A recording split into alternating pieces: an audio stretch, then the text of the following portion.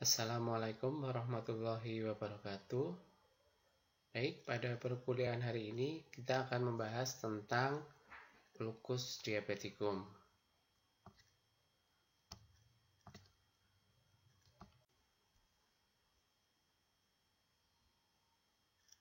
Baik, sebelum masuk ke topik pembahasan, terlebih dahulu kita tahu tentang tujuan pembelajaran dari mata kuliah di hari ini. Yang pertama, mahasiswa mengetahui tentang definisi dari ulcus diabeticum. Yang kedua, setelah mahasiswa tahu, mahasiswa juga harus mengetahui tentang etiologi dari ulcus diabeticum. Yang ketiga, mahasiswa akan mengetahui tentang patofisiologi, kemudian tentang stadium dari ulcus diabeticum. Kemudian yang terakhir, mahasiswa mengetahui tentang prinsip-prinsip dari pengelolaan ulcus diabeticum.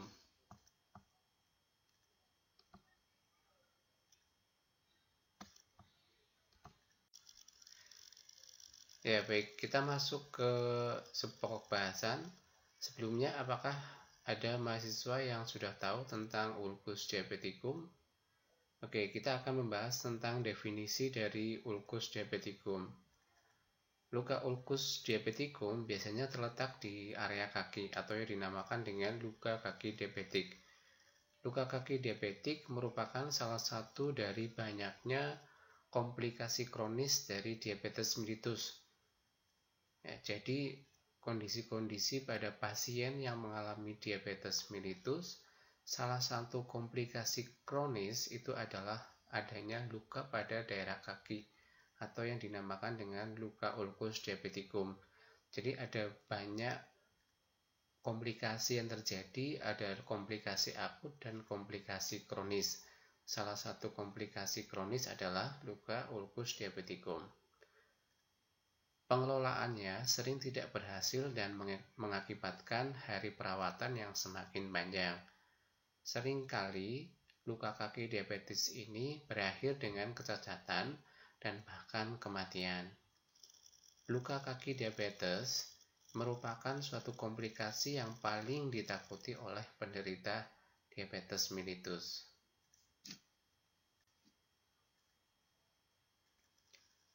Penyebab dari ulcus kaki diabeticum. Penyebab utama dari terjadinya luka ulcus pada kaki diabetik adalah kondisi di mana terjadi peningkatan glukosa di dalam darah atau yang lebih kita kenal dengan hiperglikemia. Hiperglikemia yang menyebabkan terjadinya perubahan di level molekul sampai dengan seluler. Perubahan di level molekul dan seluler tersebut mengakibatkan penundaan proses penyembuhan dan penurunan kekuatan pada area luka.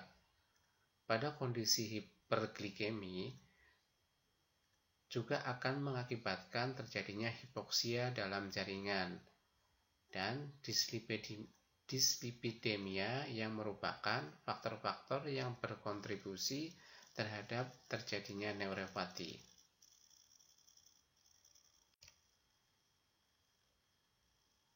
Neuropati merupakan faktor predisposisi terjadinya luka kaki diabetik yang memberikan efek pada sensorik, motorik, dan saraf otonom.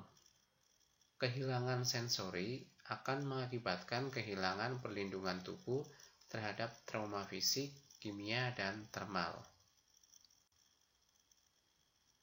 Neuropati dapat menjadi penyebab deformitas pada area kaki yang hasilnya adalah tekanan abnormal pada daerah kaki.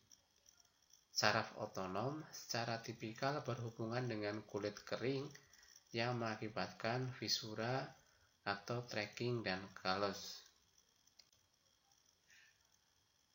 Iskemia berhubungan dengan sirkulasi yang buruk pada area perifer. Peripheral artery disease adalah salah satu contoh dari iskemia ini. Kondisi ini mengakibatkan hampir 50% terjadinya luka kaki diabetik. Penyebab terakhir adalah neuriskemia, di mana kondisi ini adalah kombinasi dari neuropati dan iskemia. Ya, jadi secara kesimpulan penyebab pastinya adalah gangguan pada hiperglikemia sehingga menyebabkan terjadinya perubahan di tingkat seluler sehingga akan menyebabkan terjadinya neuropati dan iskemia dalam jaringan. Nah, sehingga kalau sudah terjadi perubahan glukosa di dalam darah sampai jaringan, maka akan menyebabkan terjadinya hipoksia di dalam jaringan, sehingga sel-sel yang berada di jaringan atau di perifer mengalami kerusakan khususnya pada area-area saraf sensorik, otonom, ataupun motorik, sehingga terjadi kerusakan sel-sel perifer. Baik, kita lanjutkan.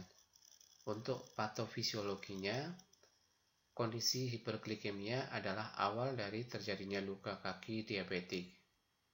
Hiperglikemia akan menstimulasi terjadinya peningkatan enzim aldose reduktase dan sorbitol dehidrogenase. Peningkatan kedua enzim ini akan meningkatkan terjadinya konversi glukosa menjadi sorbitol dan fruktosa. Semakin banyak glukosa, maka akan semakin banyak sorbitol dan fruktosa di dalam jaringan atau di dalam darah.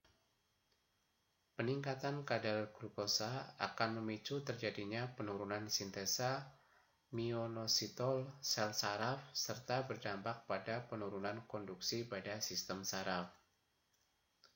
Penurunan konduksi akan sangat terasa pada area-area perifer atau area-area yang berada jauh dari pusat tubuh. Peningkatan kadar gula akan menipiskan cadangan nikotinamid adenin dinukleotid fosfat yang berdampak pada terjadinya vasokonstriksi permiten dan meningkatnya terjadinya oksidatif stres. Selanjutnya, oksidatif stres ini juga akan mengakibatkan abnormalnya glikation protein sel saraf dan penurunan aktivasi protein kinase C, sehingga mengakibatkan disfungsi sel saraf dan terjadi iskemia jaringan. Proses tersebut akan mengakibatkan munculnya dua kondisi, yaitu terjadinya neuropati dan iskemi, di mana kedua kondisi ini adalah penyebab utama dari luka kaki diabetikum.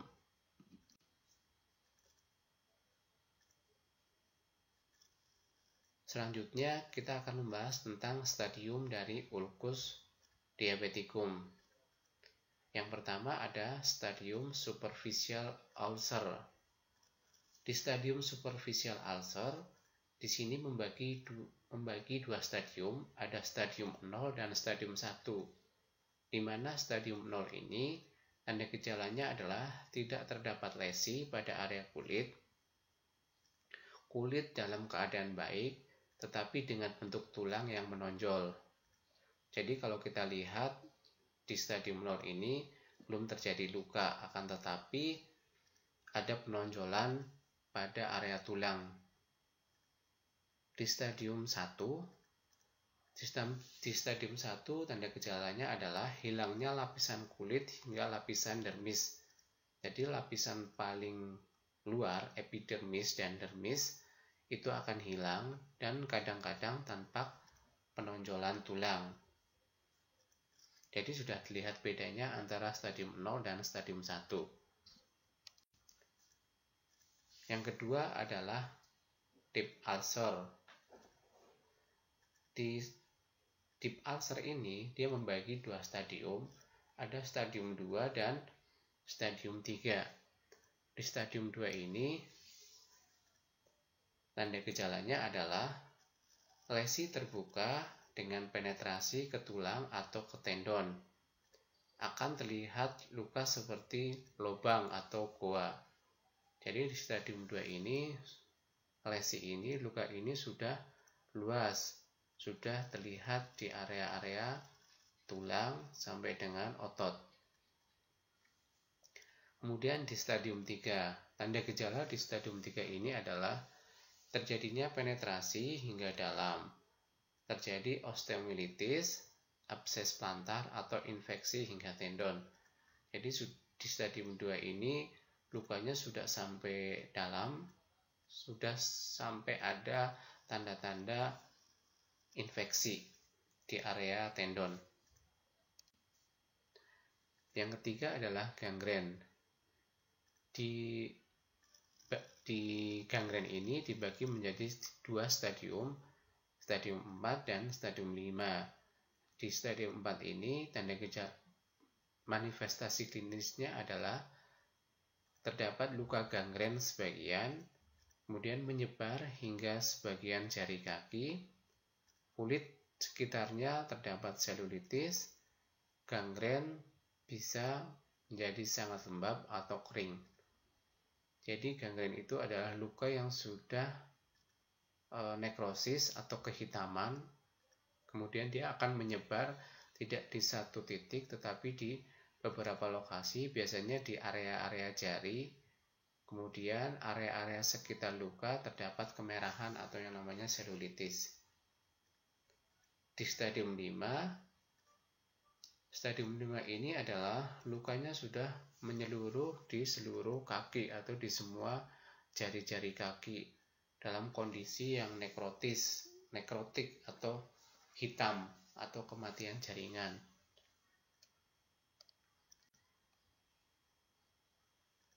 Kemudian kita lanjutkan pengelolaan kaki pada diabetikum dan luka kaki diabetikum.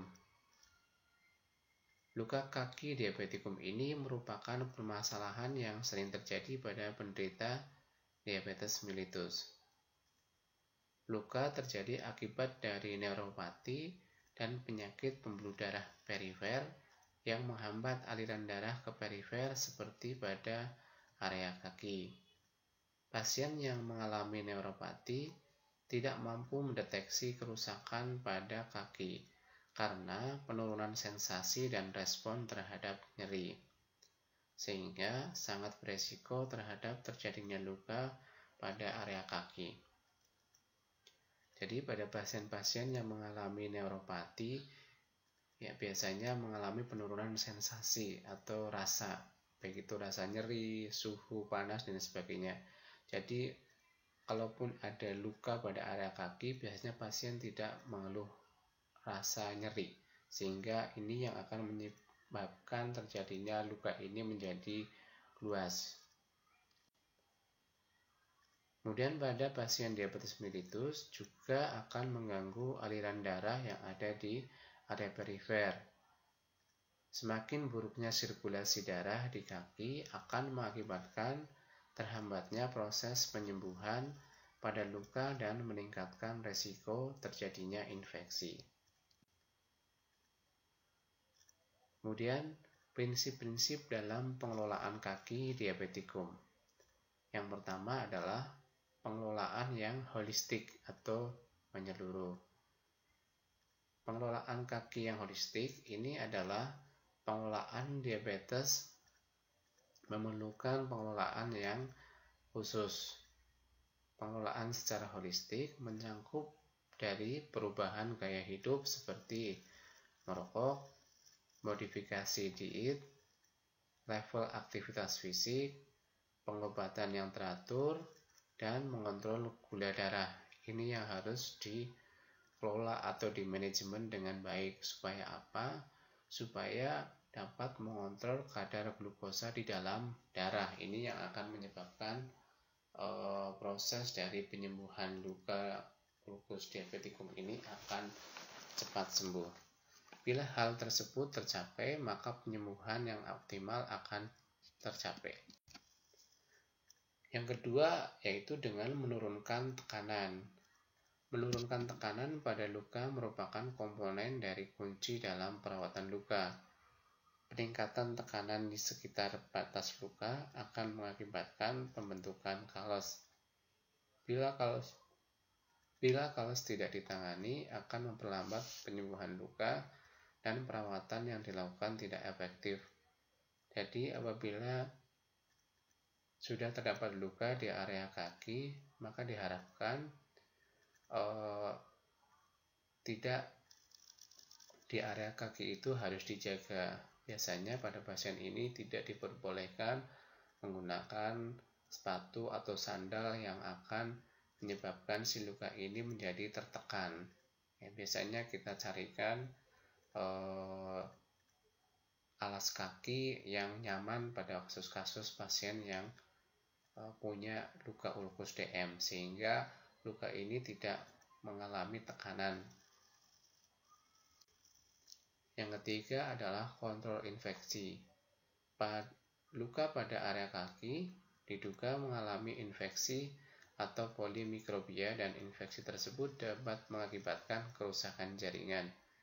Infeksi merupakan alasan utama pelaksanaan amputasi pada pasien-pasien dengan luka kaki diabetikum. The National Institute for Clinical Excellence merekomendasikan pasien dengan luka tidak sembuh dengan tanda-tanda infeksi aktif diberikan terapi antibiotik sistemik. Antibiotik dengan spektrum luas digunakan beberapa kali untuk luka-luka yang berkaitan dengan selulitis atau adanya pus. Jadi selain mengontrol tekanan pada area luka, luka-luka ini akan cenderung mudah terinfeksi karena banyak faktor yang mempengaruhi, tadi terkait dengan pola hidup, konsentrasi glukosa di dalam darah, kemudian tekanan pada area luka, kemudian kebersihan menjaga luka dan sebagainya, sehingga luka ini akan cepat mengalami infeksi. Kita harus kaji juga tentang tanda-tanda infeksi pada area luka. Kalau tanda-tanda infeksi ini terjadi, maka harus cepat-cepat ditangani dengan perawatan luka yang lebih lanjut dan obat-obat medis atau antibiotik untuk menghentikan infeksi tersebut. Yang keempat adalah revaskularisasi atau pengembalian sirkulasi darah di area-area perifer yang diharapkan kembali menjadi normal. Iskemia atau penurunan aliran darah ke kaki secara signifikan akan menghambat penyembuhan luka. Iskemia adalah sebuah faktor resiko terhadap luka kaki diabetik dan juga sering terjadi bersamaan dengan penurunan atau hilangnya sensasi. Oleh karena itu, pengamatan terhadap iskemia perlu diperhatikan, salah satunya melalui pengkajian. Pengkajian pada pembuluh darah seperti pengecekan denyut nadi pada dorsal pedis atau pengkajian denyut nadi di area kaki yang mengalami neuropati atau luka ulkus. Jika tidak ditemukan denyut nadi, maka pemeriksaan selanjutnya adalah dengan pengukuran ABI atau Ankle Brachial Pressure Index. Itu untuk menentukan tekanan pada area-area perifer. Yang terakhir adalah debridement. Debridement adalah pengangkatan jaringan nekrotik atau jaringan mati dari luka dan sekitarnya agar jaringan sehat tidak tertutup. Selanjutnya, proses penyembuhan luka akan lebih maksimal. Jadi pada kasus-kasus dengan ulkus diabetikum dengan stadium 3, 4, atau 5 itu biasanya dilakukan debridement, karena salah satu fungsi debridement itu adalah untuk mengangkat jaringan yang nekrotik sehingga akan tumbuh jaringan-jaringan yang baru atau jaringan-jaringan yang akan kembali menjadi normal. Ya, baik, jadi topik dari pembahasan tadi terkait dengan luka ulkus diabetikum, definisi, etiologi, patofisiologi, kemudian prinsip-prinsip penanganannya sudah kita bahas secara dalam. Nanti mahasiswa bisa mereview kembali terkait dengan apa yang sudah disampaikan. Terima kasih, selamat belajar. Wassalamualaikum warahmatullahi wabarakatuh.